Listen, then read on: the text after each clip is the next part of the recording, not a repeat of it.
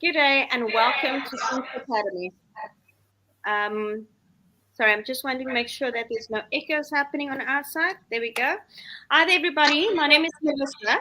Um, Welcome to our first open day where we'll basically take you through our foundation phase. So you get to meet all our tutors, or at least some of our tutors that we're teaching from grade R all the way up until grade 3. They will be discussing what they do in their classes, what to expect in their classes, how they keep the kids entertained and excited to join and continue learning through Seat Academy. So we start off with our director, which is the academic director, Claire Euster.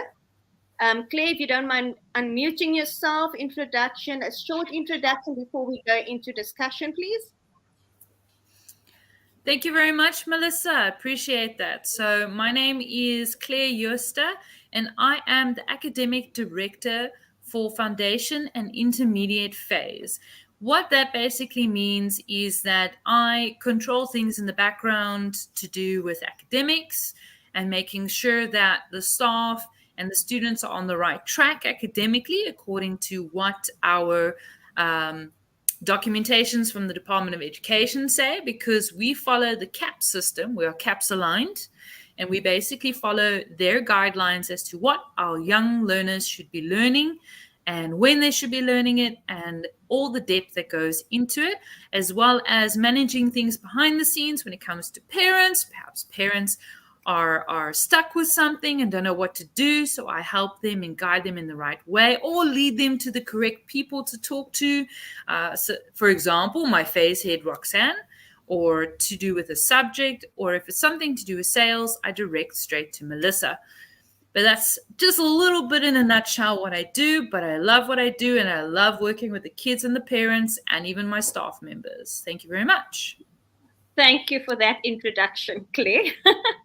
And then we have Roxanne Lombard. She's the head of the phase as well as the tutor. Roxanne, just a short introduction in the meantime. Unmute Hi yourself first. there. Yes, hi. So I'm the head of foundation phase. So my role is basically making sure that all the things within the foundation phase are running smoothly, um, and making sure that parents are happy, as well as students, and as well as the tutors. I'm also a tutor. I tutored English prior to this, and now I'm tutoring maths within Seat Academy, as well as life skills. And yeah, we try and make it as fun as possible, especially for the little ones. And yeah, we try and play as much as we can because that's the best way to learn. So true, so true. Thank you for that, Roxanne. So now I'd like to give over to Marinelle Talyard. Marinelle, could you just unmute yourself and give us a short introduction, please? Yes, of course. Hello, everybody. Well, you already know my name is Marinelle, and I teach foundation phase, grade 1, 2, 3 English classes C and D. My classes are very entertainment based. I also love making my classes fun. And yeah, I basically follow the theory that if I'm bored, my students are bored. So I use a lot of games in my classes. And yes, that's basically all that I have to say. So back to you. Thank you so much. Okay, and the last person on our panel is Annika Oberholster, right?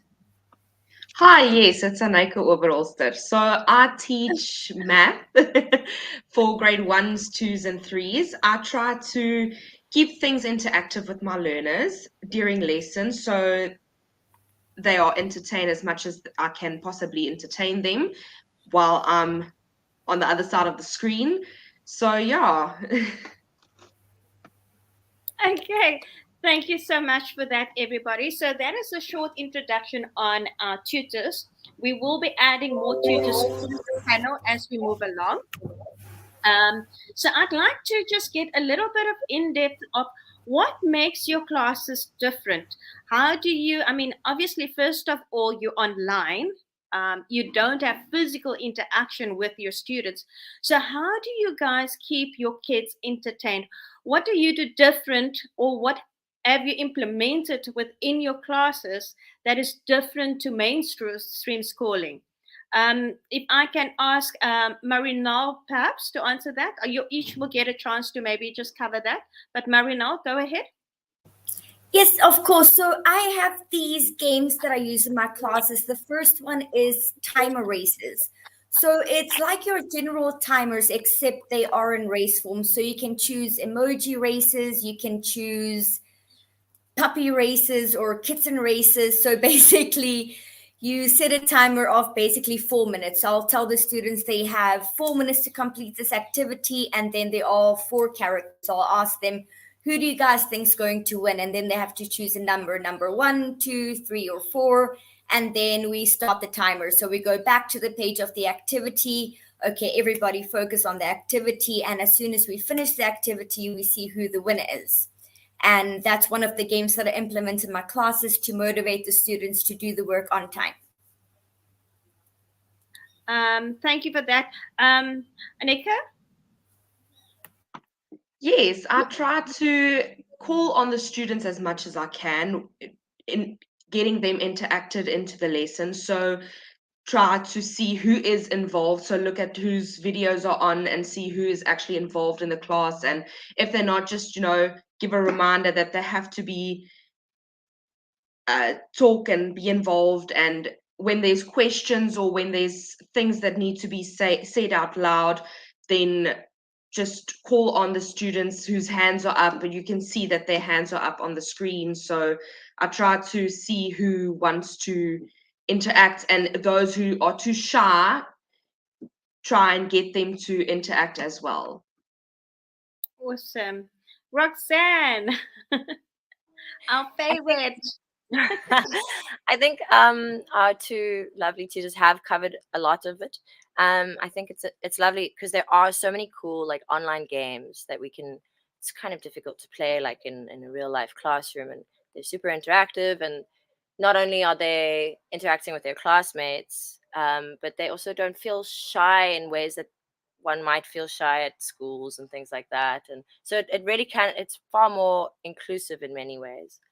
And then they're also learning their computer skills while doing this, which is also a bonus. Not only are they just doing maths or English, they're also learning how to use a computer, and that's really, I think, empowering for them.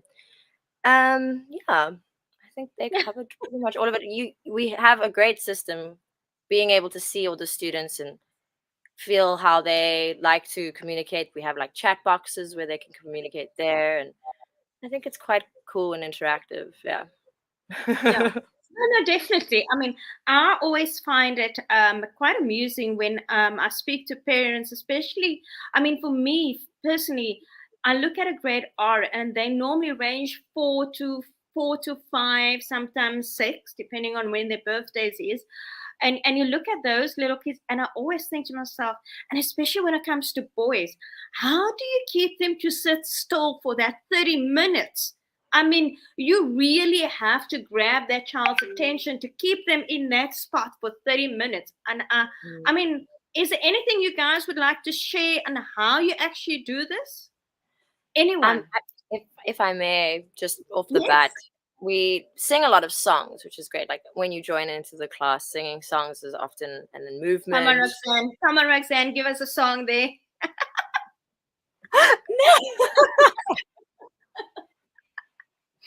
Just like a small little example. Well, one cute song that I do with the grade ones is I've taken an old classic, and we go, good morning, I slept the whole night through, good morning, and then they greet all their friends to you and you and you. I mean, that's like an entry song. And then, yeah, I mean, that's just one thing I can think of that like gets them very excited to sing. And yes. And it gets them to wake up as well, just so by the way. Claire, you put your hand up there. So two things that I wanted to say, because I'm not teaching a live class at the moment, since being academic director. But one of the nice things with the interactions that I just got to be involved in is orals that the kids had to do recently for their English. And what's so nice, I don't know about you guys, but when I used to do an oral at school, I dreaded it. I hated it. Going and standing up in front of the entire classroom to give an oral is enough to make anyone go into a cold sweat. So the nicest thing was that we could have all the students in the class, and you can have your camera off, you can have your microphone off, so that we have respect while the others are busy giving their oral. And as soon as the child is ready, they put their little camera on, they put their little microphone on, you call out their name and you go, Joshua, you can give your oral now. And then they have this confidence all of a sudden because no one else is judging them. They don't get to look at all their classmates' friends, stand up in front of the classroom and have to look at all these faces staring at you while you're doing your oral. And then afterwards they go, whoop, whoop, everything off again. And it's lovely because the kids don't have to be like, oh, I hate orals. You know, you give them that little boost of confidence. So true. I was just going to say, when it comes to the busybodies, which are especially the little boys, sometimes what I do is I encourage the parents for the very, very fidgety ones to let them run. That's the great thing, is when they're in their little space at home, they can be in your class and you can go speak to the parent privately and say, let him run. Let him run. Switch your camera off, switch your microphone off. As soon as he's done 5 questions, let him run to the kitchen, grab an object, bring it back. It just makes that attention come straight back again and focus. Awesome stuff. And then also, well, we've got what we call a blended platform.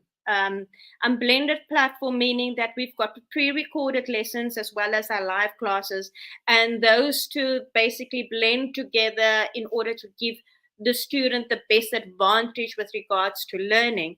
Does anybody want to just cover how these pre-recorded and the live classes, how they work? Any comment from any of you?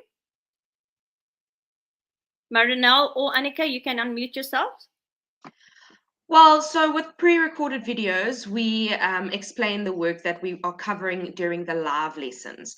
So if they miss anything during live lessons, they can always go back to the pre-recorded videos to see what was covered, and actually if they didn't understand it in the live classes, they can go back and look at the pre-recorded videos where they can see if they might understand it better with that explanation. Perfect. And then, Marinelle, what is the benefits of having that pre-recorded lesson as well? Well, one of the benefits I would say is if a student can't attend a class and they can watch the pre-recorded lesson so that they can just catch up on the class. Also, if they don't really understand what's going on in the class, they can watch the pre-recorded lesson as a double up. Awesome. Yes. So they get basically a double lesson. Yes, and I like the fact that, you know, especially now, and I know that, you know, with all technology, you know, there's growth, there's new innovations happening, there's always new things, and unfortunately, and I'm going to be covering this section with you guys today, or at least on this webinar today, because I find it's quite important that with load shedding, I mean, not everybody or not all the students are at means with having the, what is it called, a USB or UPS device. I always get confused with the two, you know. UPS. There we go, that one. So not everybody can have that at home, you know. And I mean, I speak for myself as well. I don't have one of those at home. But so with the pre-recorded lessons, it's so good that we can always go back, revisit the lesson. If you have load shedding, there's always work for you to do. So you're never ever missing out on any of your learning material during that sessions. Claire, if it is possible, I just want you to maybe just touch a little bit on the foundation phase processes with regards to how the assessments get done. I know that we don't really do exams or assessment when we do continued assessments throughout the year. So could you perhaps for the foundation phase, just give us a little bit of feedback with regards to how we do that? Sure, no problem. So in the beginning stages, we started Seat Academy with the idea that we were going to follow exactly what the Department of Education does with that. And that is that we were going to do exams twice a year, assessments throughout the rest of the year. And at the end of the first year, we realized it's too much pressure on these little ones. So what we've done instead is, instead of it being an exam, it is an assessment that the learners are continually being assessed on. So sometimes we will have written assessments that we usually schedule specifically in the last 2 to 3 weeks of the term, where the learners get to do actual written assessments, usually on the computer, but we also, because it's foundation phase, have to include an aspect where they have to print and write actual work out, because it's so important for their hand and eye coordination and just their writing skills. Because yes, we're technological age, we're advancing, we know that we can type on a computer, but at some point we have to know how to sign our own name, even though we can do that even digitally now, but still. And so we have that going, but also throughout the term we might have something like a reading assessment or an oral, which we just don't go, it's an assessment, because there's no need to stress out such young little learners and push them into a system where they're so stressed out that by the time they actually burn out before they even reach high school. That's the end result. So instead of that, we do this ongoing process, and it is government based, what they want for orals and written language stuff. And we do that every term. And then right at the very end of the year, we do an actual official exam, because by that point, we've worked our way up. The kids know how to do it. They know what to expect. They're not so stressed out. We're not so stressed out, because tutors can also be, because we want the best outcome for our learners. And so, yeah, we work our way up to the end of the year, and then end of the year, done. Awesome stuff. That the nice part of doing the assessments throughout the year is, like you said, there's no pressure on the kiddies. They're not aware that, hold on, you're actually going to be tested on this, So just doing it as a normal schooling, normal day-to-day type of thing allows them that confidence of, it's just another day. There's nothing special about today. So you actually get better results by not telling them what they are actually going to be doing tomorrow. That, listen here, it's an assessment exam. You've got to do this. You've got to do that type of thing.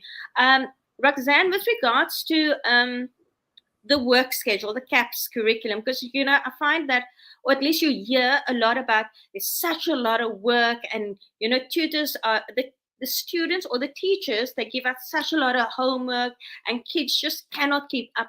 What makes the online or Seat Academy different from that? It's still obviously the same CAPS curriculum, but are kids still under that much pressure?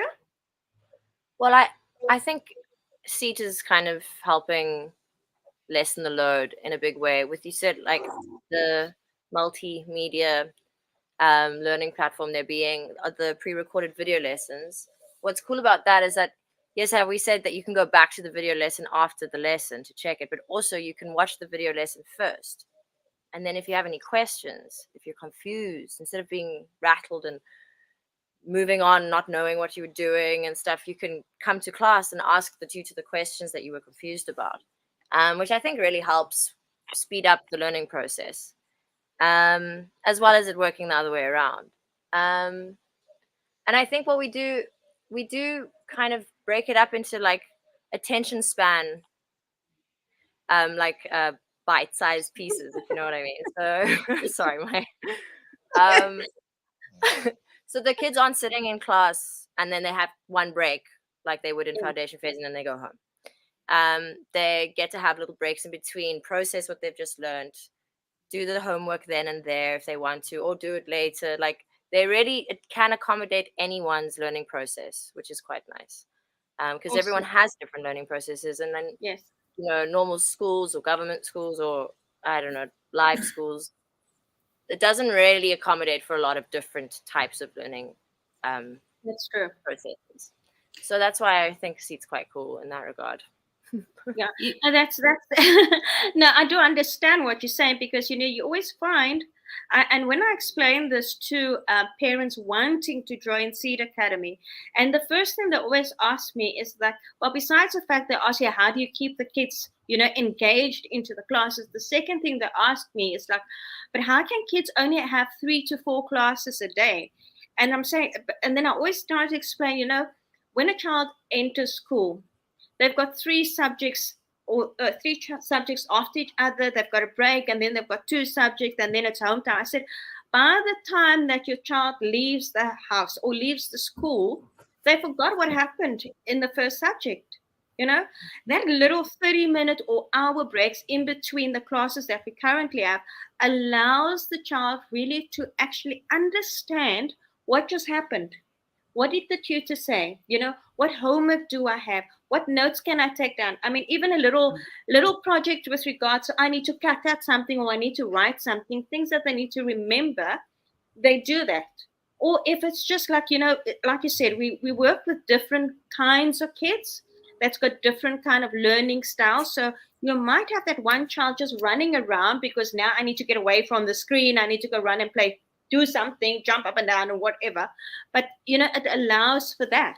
So before I ask Marinelle and Aneka to leave so we can ask the others to join, is there any final? Yes, Sorry, Claire? Melissa, if I could just add one last thing. I know I'm being a total tyrant here with my little opinions. One of the things I wanted to add with the difference between SEAT and with the government schools, and this is the biggest thing that I try to get my teachers to understand, is no homework. So we're still very much in the process of it, but I firmly believe in no homework. Homework is not necessary. The difference is what they do in class and they don't complete is called classwork. Because it's work they have done, they just haven't maybe completed it in the amount of time, whether it's 5 sums that they never got to finish or a sentence they never got to write for English, then they have that opportunity when they're done with school to finish it. That's not homework. What I don't enjoy is when the kids get this mass amount of work on top of what they've already done for the day, then they get given extra at the end of the day. Then what are we actually teaching them? Whereas what we're trying to teach the kids at Seat Academy is what you're learning today is important. You need to pay attention to what you're learning, because I'm not going to give you extra homework about the same material. You need to learn today what you need to know. Awesome. Thank you for that, Claire. I'm just going to give Marinelle and Aneka quickly a last few minutes just to say motivation, why you think your kiddies should join Seat Academy, because obviously we would like to have as many kids as possible with Seat Academy. So any motivation you want to put out there before we sign off with you two? Anyone can unmute. I'll start. Okay, cool. Honestly, the whole culture behind Seed Academy is amazing, especially what Claire said. We don't overwork the students. What you do in class is what you do in class. It's a very motivational approach. So everybody here does motivate the students. It's a very fun learning environment. Honestly, I'd recommend Seed Academy to everyone. Out of all of the schools that I've worked for, even myself, I mean, I wouldn't want to work for any other school, so I wouldn't recommend for a child to go to any other school myself. So yes, that's the motivation from my side. Thank you so much for that. Sorry, Annika? No, it's fine. I just completely agree with everything that was said today. Like, Seat Academy has opened up my eyes so much to how the children learn, how they are like in today's society, and everything's changing with technology taking over and all of that. It's just, I completely agree with everything that was said today.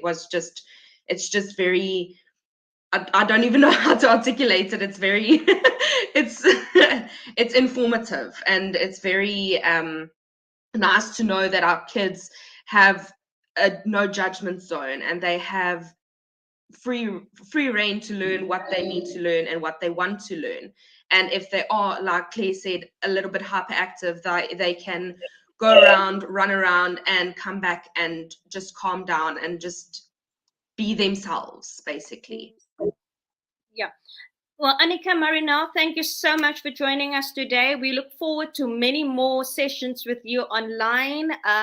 If ever you've got anything to share, you don't have to wait for a webinar. You can just do a video recording and we can always share it. So please share your expertise with us. We would be more than happy to have you back online again. Thank you for joining us today. So Claire, since you've been with us for a long period, when did you start? It's like a year and a half now. I started when the pandemic hit.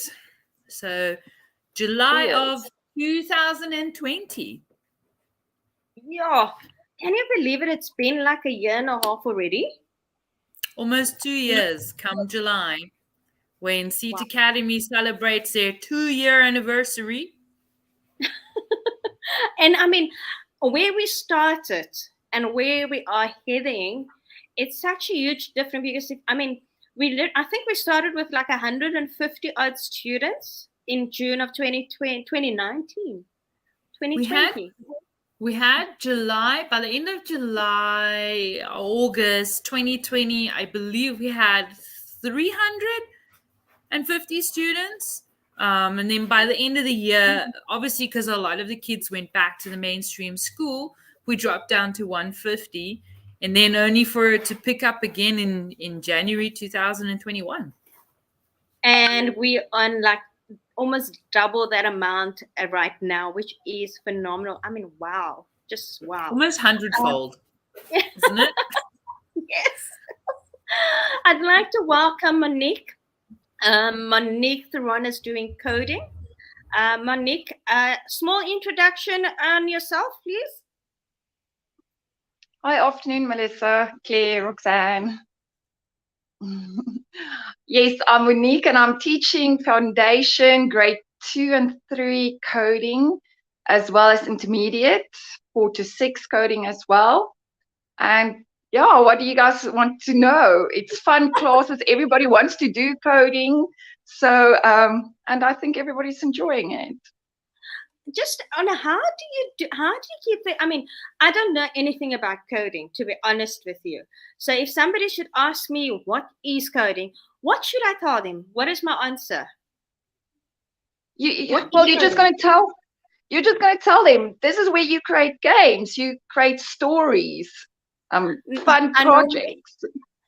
This is so I normally say, this is where little girls learn how to flap a butterfly's wings, or little boys get to move the cars from A to B. So that's what I basically tell them. So coding is normally, what I like to say, is a different language or another language. Am I correct? Yes, that's... Yeah, well, it's an English informal language, but for our little ones, it's already created, so it's block-based coding. So they just take these blocks together and they put them together. Where I think later on, when they get to grade 7, they're all going to go over to line-based coding. So it's a bit more in-depth. So it's like totally different from what I'm explaining and you explaining. No, it's still the same. It's still the same, but it's just different ways of putting it together. Okay. And how do you find the little ones? Sorry, Monique, you just joined us, so I'm obviously asking you a lot of questions. I see Stephanie is trying to get herself settled there, so I'm just waiting for her to settle down before I take over to her. But how do you keep, obviously with coding, I would assume that you wouldn't have any problems keeping the kids engaged in your class. Am I right? No, sometimes it's difficult, and then they will come afterwards and say, "Ma'am, I don't know, I'm lost." So that is what it makes so nice, this recording sessions. So you just say, please go look at the recordings. I put the sequences out there, go watch it. If you still don't understand, then I'm going to sit one-on-one with you. And then afterwards, they come back and say, "Ma'am, look what I've created." So It must be so amazing. Stephanie, if you can just unmute yourself and just give a small introduction. I know you're the life skills tutor. Just give a small introduction of yourself, please. Okay, maybe I should just. Hello everyone, my name is Stephanie Norris. I'm the life skills tutor for foundation phase, grade 1, 2, and 3. That really. Okay, I'm not too sure. Okay, brilliant stuff. I can hear you. Can you guys hear me nicely? Yeah. Yes. It's yes, it's just a little delayed. That's all. But it's okay. In life, everything is a bit delayed. So a few seconds delayed is not a problem at all. Okay, so Stephanie, can you Okay, tell so us that's what I was about your wondering. class? What do you do in your class that makes it different? How do you keep the kids entertained? Or and Monique, also something for you just to think about. What do you guys do differently? You know? Well, life Stephanie? skills is pretty much a very broad topic. So we actually discuss quite a few things. So it's also intertwined with math, life, and English. So we actually cover quite a broad spectrum with life skills. So it's me in our class, we do lots of discussion work because I like to get the children's point of view on different things. So it depends on what topic we are doing in that week. So we are quite an open class. So I have the learners like really get involved, and we do creative arts, we do discussions, we do storytelling. So we are quite like very active in our class with life skills especially. So, and as you know, with life skills, it's you are developing the entire child. So you're doing it socially, it's mentally, it's intellectually, it's emotionally and physically. So we do physical education, which the kids absolutely love. So you would think as online school that we don't do physical education, but we do, and it's much fun. The kids have a lot of fun. So that's what we basically do in our section. Actually, Stephanie, I actually heard, and you know, Roxanne, I think was mentioning last year when we had a webinar. She's like, we actually jump around, run up and down, and all those type of things. And I'm like, okay, cool, because I never realized that you could actually incorporate those type of things. I always knew, okay, fine, you still have to practice this motor skills of the kids, you know, when it comes to writing, reading, running, jumping, those type of things. And the fact that you know, you find, I'm not too sure how it is with you with the life skills, um, the parent involvement with the kids. Do you see that involvement with the kiddies during their development and things?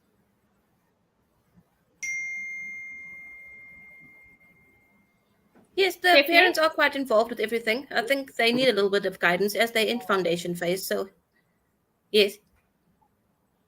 So they're in foundation phase, so they're still quite young. So I think parent involvement is very important. And, you know, the parents need to support them and guide them. So, but there is a lot of parental involvement.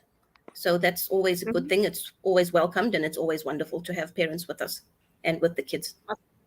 Of course. Thank you for that. I see that Siyanda has joined us. Monique, I'll be back with you. Let's just give Siyanda a couple of seconds quickly just to introduce herself. Siyanda? Oh, I didn't quite get that. My network was glitching. Can you repeat that for me? Just a short introduction of what you're doing, what subjects you're tutoring. Oh, okay. Well, my name is Siyanda Mhlongo, and I am doing isiZulu. That is the first additional language, which is one of the languages that SIT Academy offers for the African languages from grade R up to grade 6. Awesome stuff. Thank you for that. Monique, if we can just go back to you, is there anything? I know I asked you with regards to the keeping the kids engaged and things like that. If I can ask you, just what makes your coding classes different? What makes you unique in the way you teach? I won't say it's unique, but there's lots of practical going on in the class.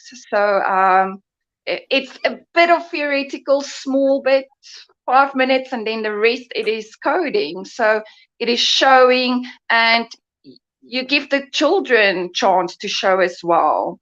So maybe they have done something wrong in their sequences or so on, then they will present it, and the children will actually see the flaws in the coding, and we will help each other. And Okay. yeah, it's very interactive between the students. I see there's a comment that says Olivia absolutely adores coding classes. Can we make them twice a week? I think that will become Monique. Maybe you want to answer that. Yes, no, we can do that. But lots of parents are actually asking me, when are the robotics coming in? Oh my goodness. No, then we're going to have our hands full. Yeah, so maybe an extra teacher to assist with that. Yeah, no, definitely. No. We definitely, obviously, with Seat Academy, obviously want to incorporate, and I must say, our vision is to prepare our nation students for their future. And if you think about their future, you're thinking about technology, so robotics, coding, those type of things. So yes, robotics is going to be becoming one of those subjects, but not now. It's something that we are looking at in the future, because if we don't offer it, then we're obviously not preparing our kids for their future. So we do not need to disadvantage our kids. We're obviously always looking for ways to improve, encourage, and grow with our technology and things like that. Roxanne, anything from your side? I know that we've been chatting since for about 40 minutes already. What do you want to add? Just also on that note, like having things like coding and preparing certain students for their future, or all our students for their future that they're entering into. And we're also looking into getting other subjects, like extramural subjects that are optional, things that will suit other students, and some clubs and things like that, which is quite, I think, very exciting, especially for our little kids to start getting involved in things and start figuring out what they love and what they relate to, and just widening their horizon, basically, which is, I think, very important. No, definitely. And also as Seat Academy, I mean, we try to incorporate a culture of community. And with community, we don't, it's not just a one-sided thing. It's about being involved, whether it's education, whether it is an extramural, or just getting together on a Saturday and having I'm thinking of going mountain climbing, but I mean, like a little hill. You call it not a mountain, you call it a little hill. Because there's no ways I'm going up Table Mountain.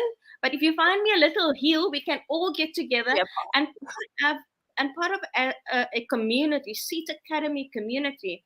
We have these little functions where kiddies can get to know each other, especially if they're in the same class, but also parents that can meet each other and obviously build relationships, because that is what we want. I also feel that the need for us as Seat Academy to actually also get involved with our parents and being there. So I'm super excited about extramural activities that's coming up as well.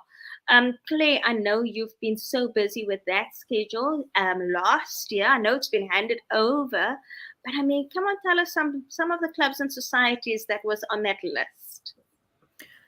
Well, there were some unusual ones that kids wanted to do. For example, they wanted a sci-fi club, which I don't disapprove of. Myself being a huge Star Wars fan, definitely space for sci-fi genre. We've got kids that are, I think there's a tutor that wants to teach anime, which is fine because we have a lot of kids interested in the whole anime culture coming from Japan. I'm not actually 100% sure. We have a student actually that does horse riding and actually represents Seat Academy. And I think that that's also a great opportunity if your child's interested in doing horse riding activities that can actually fall under Seat Academy as a homeschooling team to go for. And listen, you know me, I'm big on let's go camping. Okay, this was also discussed last year. I would love to do something similar to an SOS camp, but not quite, because apparently SOS camps were terrible back in the day. But just having that opportunity to actually have our kids connect more. If you're in Cape Town area, then have a camp there. We have staff up in Pretoria. I'm pretty sure we could get a organization going there with some sort of outdoor activity. You see, the trick is I was a homeschooler, and my mom joined a homeschooling group in the Western Cape. And it was great because I was on the debate team. I hated it, every minute of it, but I got to socialize with other people, even though I still don't like it. I was part of the, what is it called? Squash team. I also really didn't enjoy it, but I tried it. So it's a matter of getting your kids out there. There's actually so many clubs, parents, there's organizations, groups. I went on a train ride with a whole bunch of homeschoolers I'd never even met before. But the point was to connect with people in your area, because one of the biggest beliefs a lot of parents have is if you're homeschooling, I shame that poor child. Hey, they're going to be so unsocialized. Nonsense. It's absolute nonsense. We have more freedom as a homeschooler to broaden our horizons than just what your local school offers as a sport. You can join if I may add, swimming just- clubs even. yeah, with seats Sarah, accompanying homeschooling as well. It's just that that's also a social club in itself. Yeah. You know, meeting all of the other Seat Academy students and Yeah. But I see one of the parents. Sorry, Melissa. I see one of the parents. They included knitting. I think that's also a great idea. So thank you, Vicky, one of our parents who added there. That's even a great idea to include to a club and society. And knitting. Where do kids learn to sew like we did at school? I had to learn to sew buttons. I know. I mean, just the basic of just sewing on a button that you've lost. I mean, like really, how many kids that is currently in matric do not know how to put a button onto your jacket? You know, I always find like, really, just needle and cotton, and there you go. You don't have to go buy a brand new shirt. Just put the button back on, type of thing. And you find that, and unfortunately, you know, when you get to the FET phase, unfortunately, you've got the basics that I grew up with was homework and needlework. And obviously I had dance, obviously was one of those. But now in today's age, there's such a broad scope of subjects that is offered that things like these practical subjects like knitting and woodwork cannot be implemented or was no longer taken by students because their interest just moved from what was important to what will be important, which is technology, you know? So yes, having needlework as a side subject or extra subject, phenomenal idea. And you know, it can even be something that doesn't home economics, just call it home economics, that's what it is. And just have that as an extramural activity where maybe this week we learn to sew buttons. Maybe next week we learn how to make a flower decoration out of paper. Maybe the week after that we teach you how to boil an egg, because I read the other day a 30-year-old that doesn't know how to boil an egg. Oh, So, wow. You know, it's something definitely practical. Things you need to look at. I just want to go over to Sianda. Sianda, I just want you to give us a little bit of background of obviously your class. What do you do? I watched your video that you sent me this morning. I love your video. I love the fact that, you know, the way you greeted in the, I think, isiXhosa, that is the language you are teaching. So you greeted in isiXhosa, you responded. Just tell us about your class environment, please. Okay, thanks, Yanda. Frozen?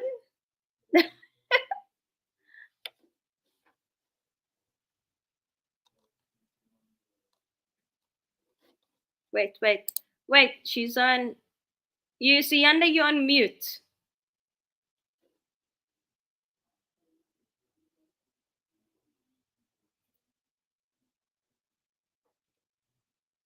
Okay, while we wait for Siyanda to unmute herself, so I can see her playing around with the mic. Where is Monique? There's Monique. Monique disappeared. Okay, Monique, just a little bit. I mean, we've been talking about extramural activities and things like that. Siyanda, is that you?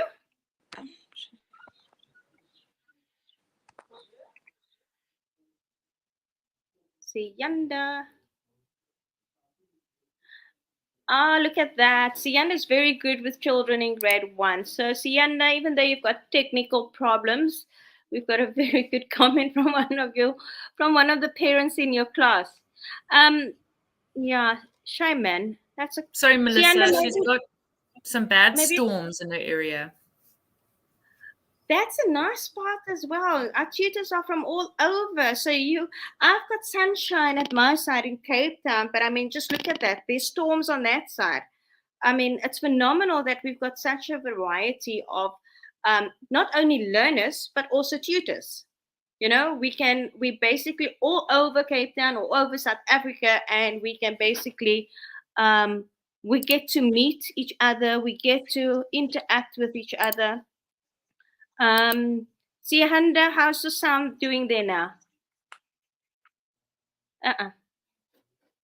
Can hear me? Can you hear me? My network Yes. is quite terrible. KZN is having terrible weather, so I'm also experiencing same weather problems this side. So Okay, Siyanda, we can hear you. It was not actually Sikosa, but it was Zulu. So yeah, there's that similarity there that Sikosa and isiZulu, they quite the same. But then that was Zulu, it was not Xhosa. Xhosa is Okay. for Andisiwe. So My apologies. basically, okay, it takes a bit long on my side to notice what you were saying. But basically, in my classes, I think what makes them unique is that they are very interactive, especially because this is a language, so we really have to speak in order to know the languages, and also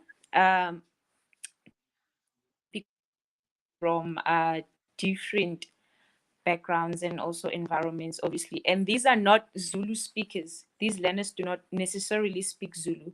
So they come here and they actually just want to know the language. So that is what makes it unique for me, is that I get to instill the language into them, and then it also forces me to like research a lot, and also just how to actually teach somebody who doesn't necessarily know the language. So that was not Zulu, that was not Xhosa, but even though I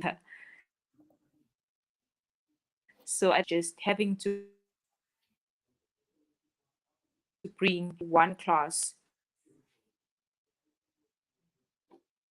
to speak that is Zulu. Yes. Okay, thank you so much for that. I just want to touch with regards to Tanya Rowland. She made a comment. We would like to have better communication with regards to communicating with us. We are constantly running around. Yeah, like at least 9 days and still no response. Very, very frustrating. Tonya, if I can just advise you, the best option for you is obviously touch base with our customer experience, and they will direct your messaging or your complaint to the correct person that will be able to respond to you if they cannot respond to you personally. So please, I can just in the groups, you can even message me privately if you'd like to. I'll send you the contact details. I do apologize for the delay. I must be honest with regards to the last 2 weeks, unfortunately, well, I won't say unfortunate. The last 2 weeks we have been busy with assessment exams because I mean it's the end of term one. Wow, guys, end of term one. Can you believe that? But yeah, so we have been seniors have been busy with the assessment term one exam, so it's been a bit hectic on our side, but we do try to get back to every person that does make contact with us.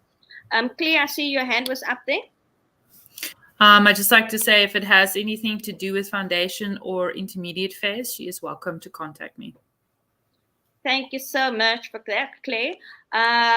Yeah, I'll give you Claire's number, Claire's details. If you have a report, I mean the timetable, everybody's contact details is on the timetable. So we are quite open with regards to contacting somebody. So there's a contact number, WhatsApp number, as well as an email where you can directly contact individual people, Tonia, with regards to your query. I just want to just put up a couple of here's another Isikosa teacher, grade 1. I love how she engaged my Sotho child and English child, English classmates as well. Wow, that's amazing. And then there's another comment coming totally good. When isiZulu's schedule, she goes into the class running. Amazing. Okay. Okay, Tonia Roland, thanks so much. You're welcome. And we will sort you out as soon as we can, Tonia. Thank you for that. Yeah. Anything else that anybody would like to share with regards to their class experience, their subject teaching? Anybody? Monique? Just unmute yourself. No, not really. I just think, yeah, all the children, they do love coding, and these kids are born with a computer inside of them. So, and yeah, and I think it's an experience for the parents as well, especially foundation. I do get in contact with a lot of the parents. So everything is a first for all of them. And yeah, and like Olivia said, maybe twice a week. I know, and the children that are struggling, they will learn more with twice a week. But yes, we will look into that, and Claire needs to look into that. I don't think twice a week will be because then it becomes 3 times a week, and then it's like, no, we want it every single day. So let's just stick to the once a week, you know. I mean, like really now, I think your workload will become too much, you know, if you add extra class. So we obviously need to give you also some rest during the week. We can't just expect you to go from one class to another class. No, but we're enjoying it, yes, and the learners enjoy it. Of course, who wouldn't? I mean, I wish I could do coding. I mean, just literally just having a butterfly, I can actually picture. I mean, like really, butterflies' wings are flapping, the car's driving to A to B, just having to see that is what I did. I mean, I can just see the little kids, you know, the excitement with regards to I made this car move, or I made this butterfly's wings flap, those type of things. It's amazing. And they really do motivate each other. If they see my friend is moving his car, then they want to make something more bigger than this. So they really do motivate each other. Hi, everyone. I was asked to log in. Am I supposed to be here now? Hi, Natasha. You today? are live. Welcome to the webinar. Thank you. Natasha, just give me 2 seconds. I just want to put up this. I just want to see quickly. Sure. Okay, wow. So Sesotho is, okay, when it comes to grade 10 to 12 students, if you have not done a second language like Sesotho, I would advise that you do not take that language on. Speaking the language and actually learning the language is 2 different things. And we find that, at least I find that a lot of parents, when they do homeschooling, even with the lower grades, they always say, "Oh, but my child, we actually speak Sesotho or we speak isiXhosa at home, so it's my home language." So I'm like, it's not the same. So if your child has never done isiZulu, isiXhosa, Sesotho, or anything like that, please do not encourage them to do that as a subject. Let them stick to what they have done, which is the two languages, which normally is English or English and Afrikaans, when they are in the higher grades.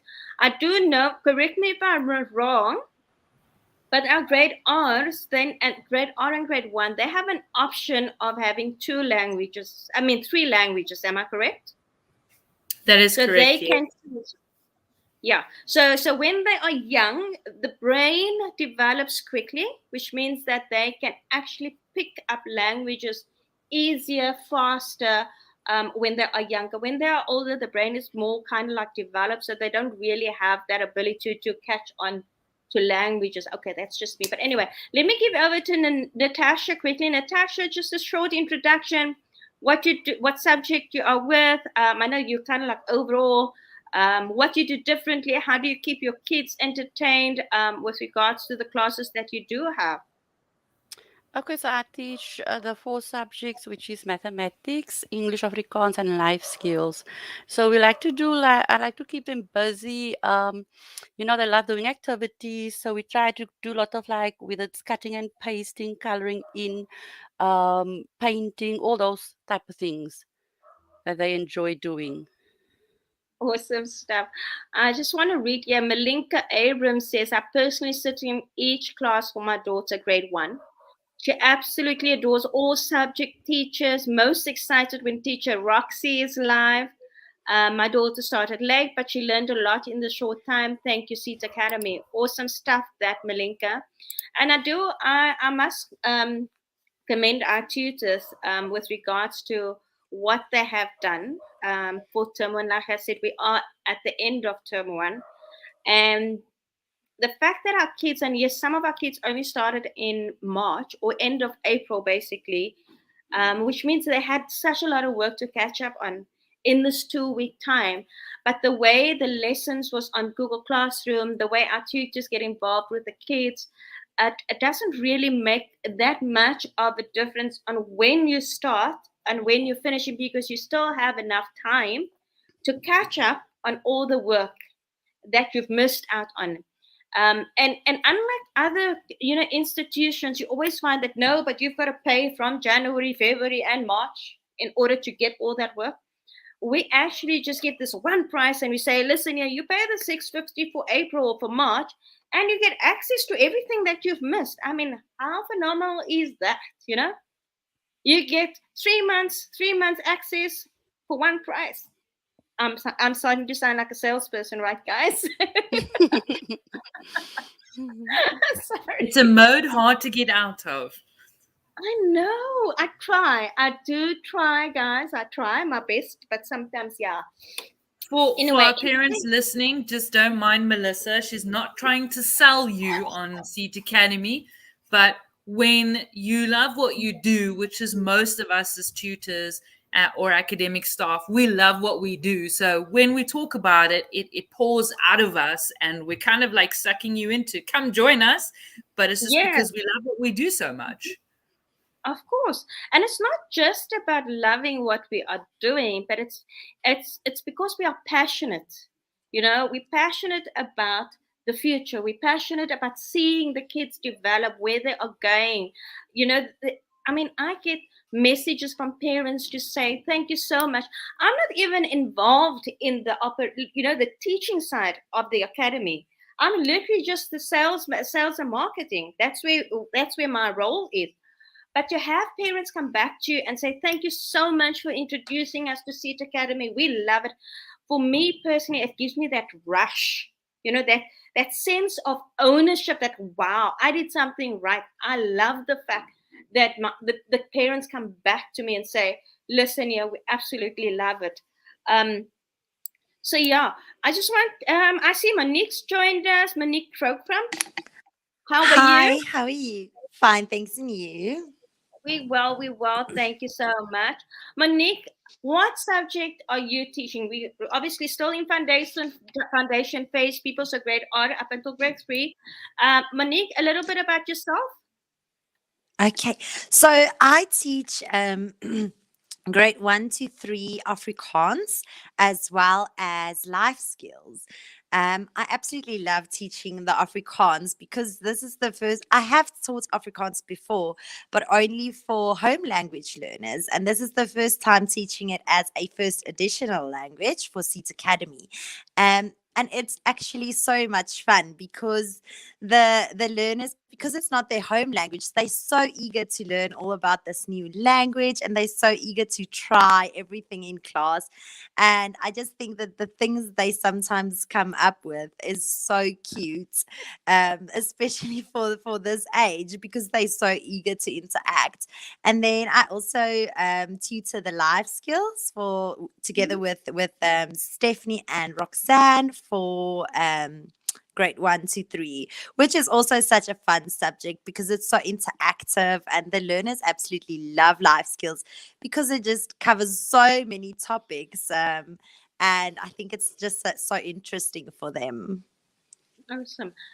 Natasha, if we can just get back to you with regards to your class, uh, what do you do in your class that keeps your kids entertained?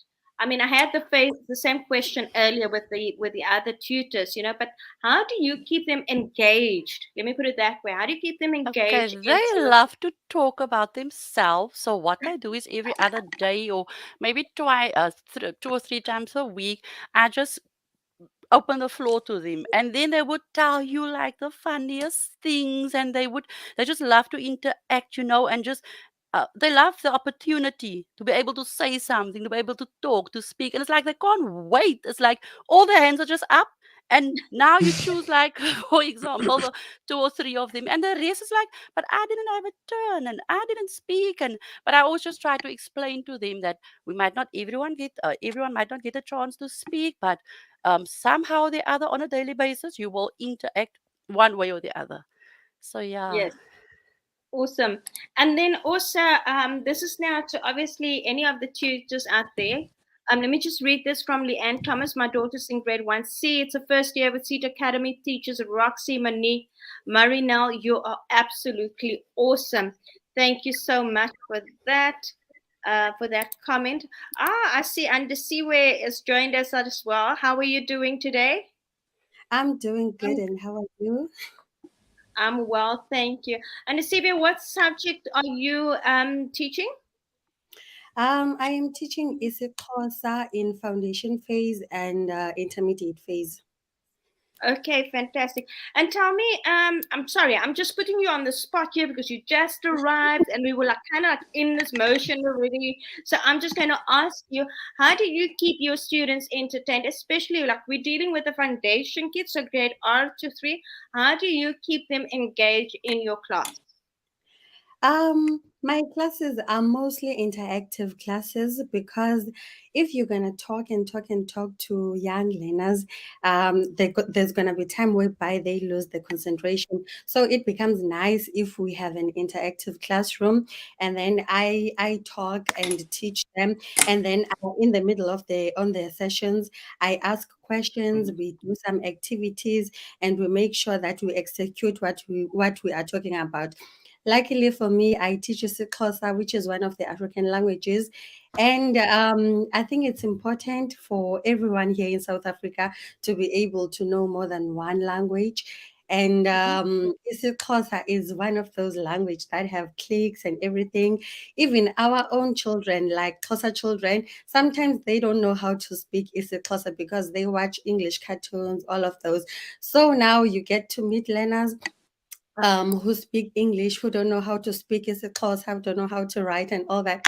You have to start from basics. For example, if I have a new learner, I like to start with them, like teaching them the days of the weeks, the weather, the colors, the shapes, and everything, like everything that you can relate to from day to day.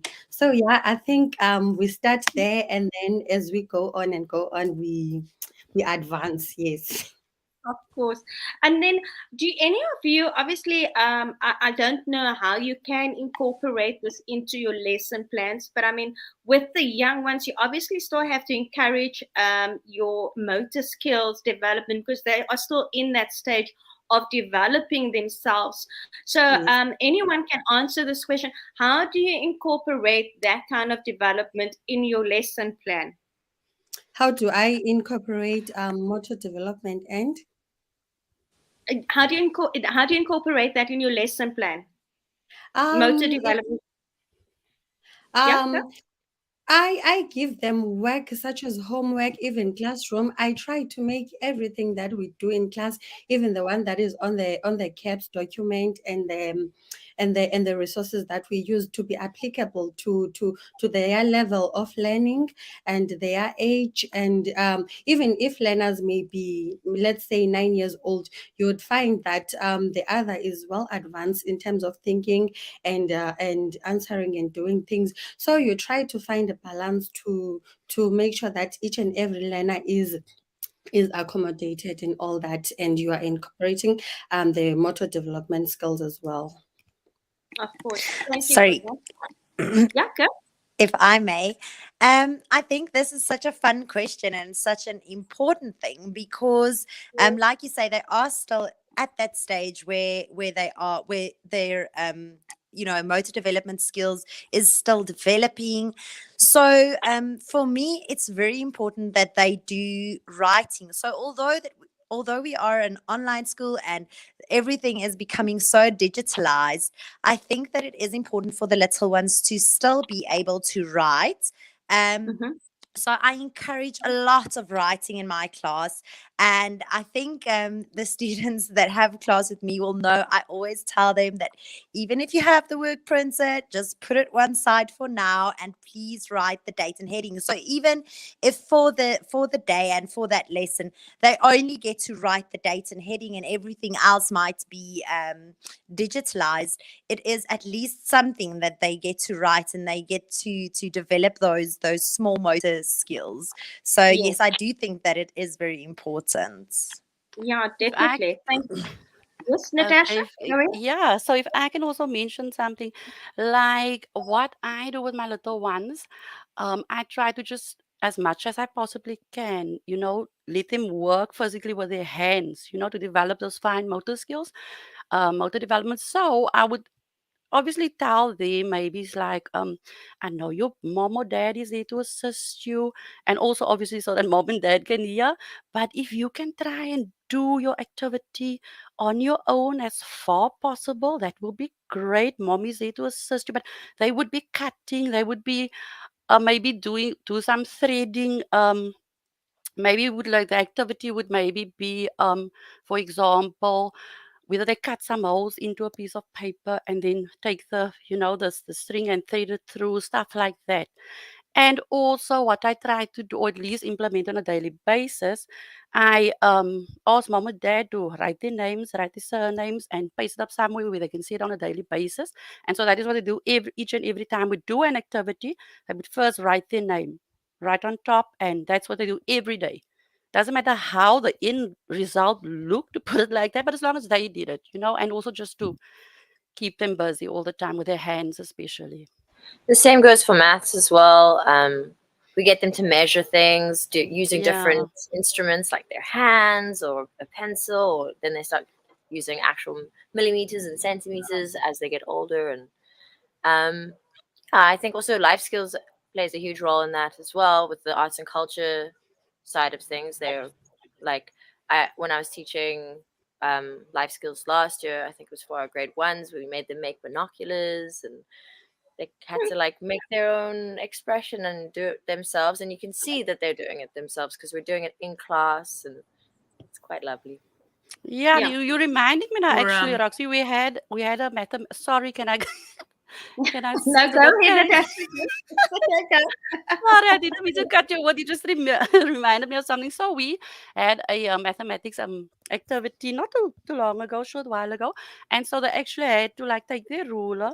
They had to bring along a piece of string, and they had to measure the length of the string. They had to put it physically on the ruler, and measure it. So yeah, that was also a nice class activity we did. Claire? Yeah. That's excellent. I just wanted to Yeah. add, like, when I was teaching life skills, beginning of last year as well, you make the kids do an obstacle course. You tell them exactly what they need, set it up, and then they do it. They love Yeah. it. The thing is, when they're so young, they don't even realize they're doing the movement that is required because we don't make it like you need to learn how to crawl. And what's incredible for me is even though we're online, we're still fully capable of doing these lessons and these classes. Then Natasha, how she manages to keep grade R students focused and enjoying themselves. As she said, they love to talk about themselves. They really do. Yes. Um, who would have thought they're still able to do that threading practical? There you go, Natasha said how she did it. Even Monique with I told you, you see, the writing is vitally important. And in foundation phase, you're always going to get it because even though we're in a technological age, you need to learn to use your own handwriting. It's Of vitally course. important for them. No, I totally agree with you. I mean, even though everything is online and even though we want to go preparing our kids for their future with technology and everything else, there's always going to be writing. You're always going to have to go sign Yes. that check, that $1 million check. So I always say, if somebody asks me for my signature, I said, yeah, not a problem. This is my $1 million signature. One of these days you're going to be framed, and that is Stone Age. Like we know the Stone Age. This is going to become one of those. So yes, so important to do that. Sorry, just my humor for that. If anybody, you guys can just maybe either put up your hand when you want to say something, so that I can see what you guys. But also just as a last comment for obviously parents that is still deciding to join Seat Academy, just give me a little bit of feedback with regards to maybe why you think they should join Seat Academy. um, because obviously we all, and I know I said, I think Monique said, yes, I don't do anything unique, but you know what, your personality, you are unique to that subject, so that is what's unique to your class, is the fact that you are doing it. Nobody else, so you're the only one, so what you put in and what you give it is unique to yourself and to your class. But just as a closing comment, maybe perhaps just motivating parents why they should join Seat Academy, or just your experience with Seat Academy. Yes, Roxanne, and yes, Claire, you guys are so excited. I just wanted to touch on something that we haven't really touched on yet today, is Oh. how we have a great support system for students who perhaps have I don't even think this is the right terminology, like learning, I don't want to say difficulties, but and even emotional, or like we have like a big support system for kids who need maybe reinforcements, and I think that's a really good thing that we offer at Seat Academy, and it shouldn't go swept under the 100%. rug because it's important. No, that's so true. I do apologize. Yes, Roxanne, you are right. The support to our kids is not just on an educational level.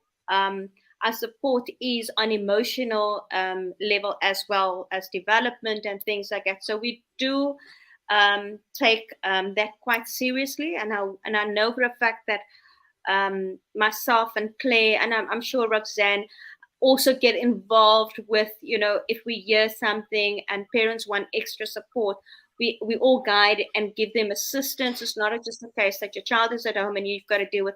We actually find ways of assisting that child or even the parent with regards to a support structure, whether it is us personally or even our educational psychologists that we have online for the kids. Yeah, definitely. Thanks for that. Yes, okay. And the Siwe was first, and then we go to Monique. All right. I was just about to add on that non-educational tip part. For example, you would get a learner maybe that day he or she's having a rough day. Maybe tells mom, could you please tell teacher I'm not okay today? And you respond to that. You'd find that you've uplifted that student in a manner that you couldn't have done it if it wasn't online learning. So it's quite easier to reach your teachers anytime you want them. Obviously, I mean within the hours, but sometimes you can even reach us out of those hours. So it becomes nice in that part for the learners as well and their confidence as well. Yes. Thank you for that. Yes. Monique? Sorry, there's muting and unmuting. I just wanted to add that I think another very good reason to join us is the fact that we always speak about our lessons being interactive, but I think that the lessons are also made up and constructed in such a way that it really remembers that each student is an individual and that not everybody learns in this exact same way. So I think that like personally on my part, I try to integrate the lessons so that you get, you have your right brain and left brain learners and keep everybody interested. So like one part will be hyped up, whereas another part will be very logical and orderly, so that where the right brain learners are fascinated, you don't just lose the left brain learners. And I think that's something that's very unique and individual to our academy, is the fact that the lessons are tailored in a way to not only teach everyone as a collective, but as an individual who learns in their own specific manner. Awesome stuff. Thank you for that. Natasha or Stephanie, any last words you guys Yeah, want I to say? think, yeah, it's an amazing experience. I had a few parents that told me their little ones was actually in a real school and they didn't like interact with us at all. They were like very drawn back, like in their little shell and stuff.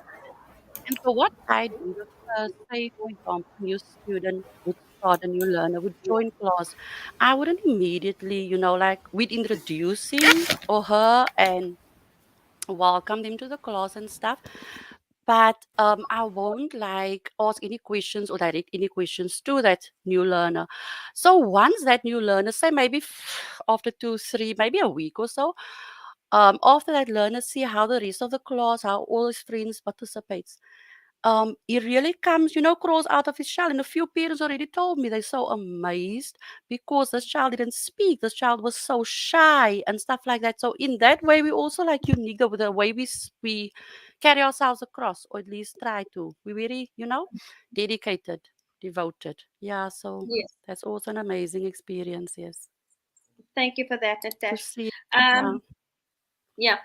Stephanie, if you can just, there we go. I'll just carry on with that. Mhm. Yes, well, I can actually speak from both sides. So it's unique with me because I'm a parent and I'm a tutor.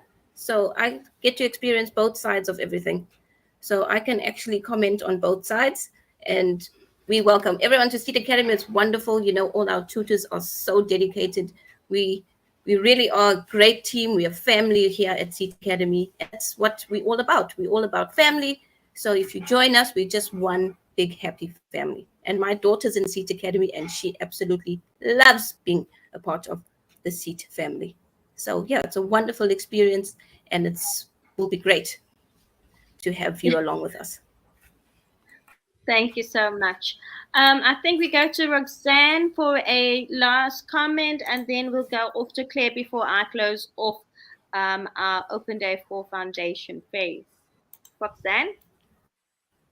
I think I'm just going to hinge it off of what Stephanie has said as well. The essence of family, I think, is huge within Seat Academy.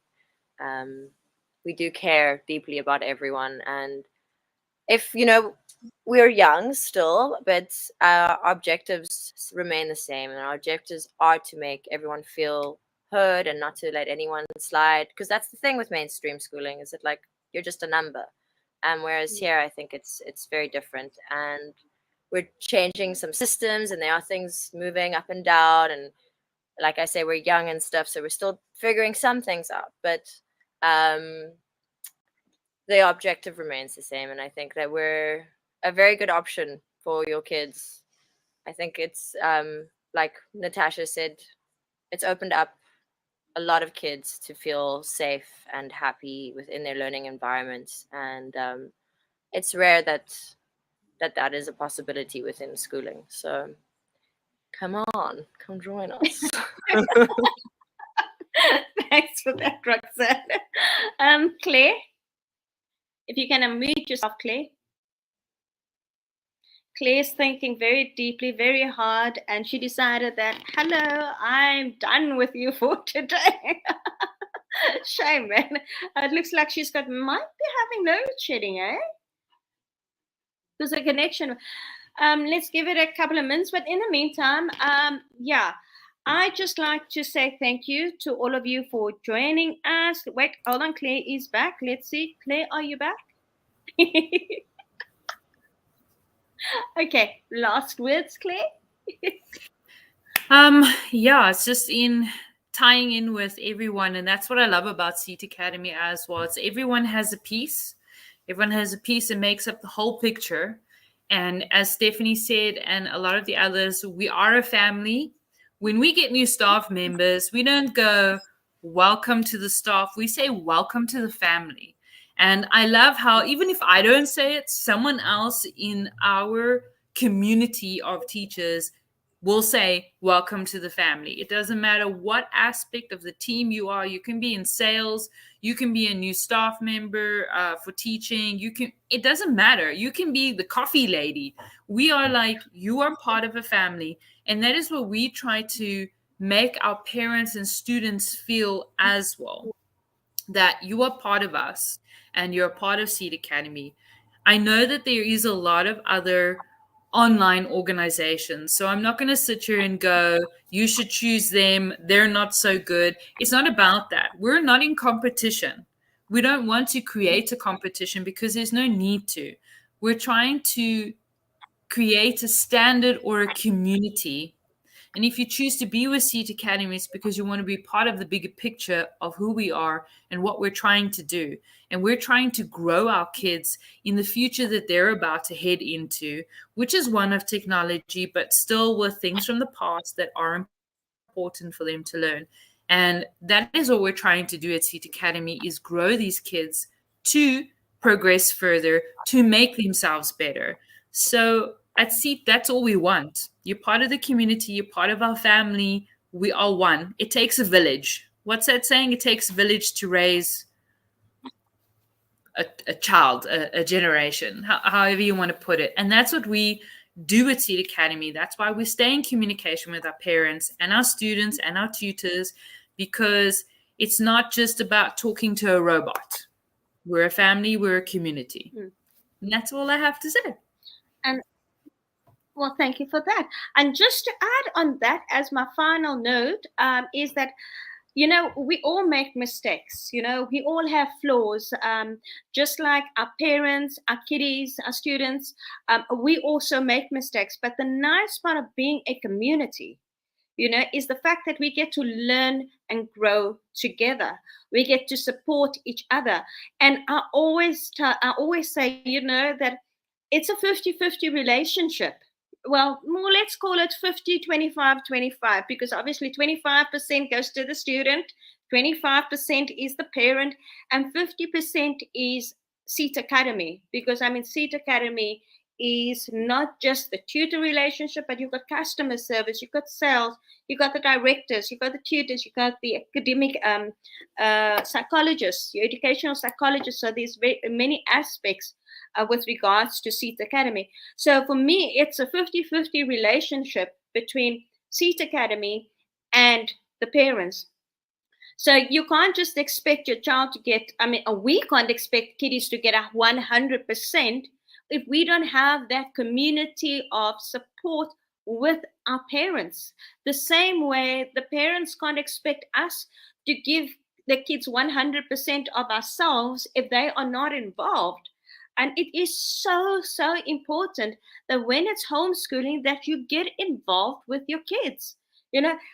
get your hands dirty. So that's what I say, get your hands dirty. If they have to make Play-Doh and stuff, get your hands in there. I mean, I still crave that feeling of having dough in between my fingers. As old as I am, I love that. It's just, I think it's like kind of like a stress reliever also when you're in the foundation phase, just getting back to being kids, If you've got those kids, allow yourself to be a kid again.